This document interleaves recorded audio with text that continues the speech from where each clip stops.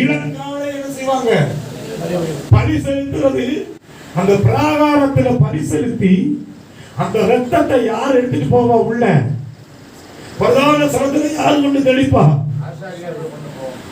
பிரதான ஆசாரியன். ஆசாரியர் ரெண்டா ஆசாரியர்களுக்கு ஆசாரியர் பிரதான ஆசாரியன்னா உள்ள அவர் மட்டும்தான் போக முடியும். ஏன்னா அவ்வளவு பரிசுத்த ஸ்தலம். போறவருக்கு காலில் ஒரு சங்கிலியை கட்டி விட்டுருப்பாங்க, அதுல மணி இருக்கும் சங்கிலியில.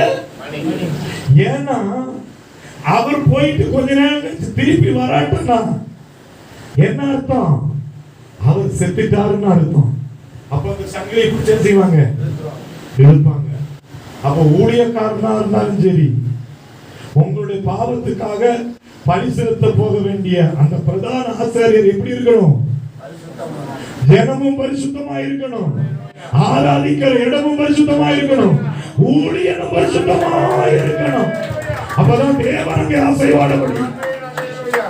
எனக்குதான் நாட்டையோ மாட்டையோ பலி கொடுத்து அந்த ரத்தம் பிரதான ஆசாரிய வருஷத்துக்கு ஒரு தடவை எடுத்துட்டு போய் அந்த பிரதான சனத்தை கொண்டு தெளிப்பாங்க.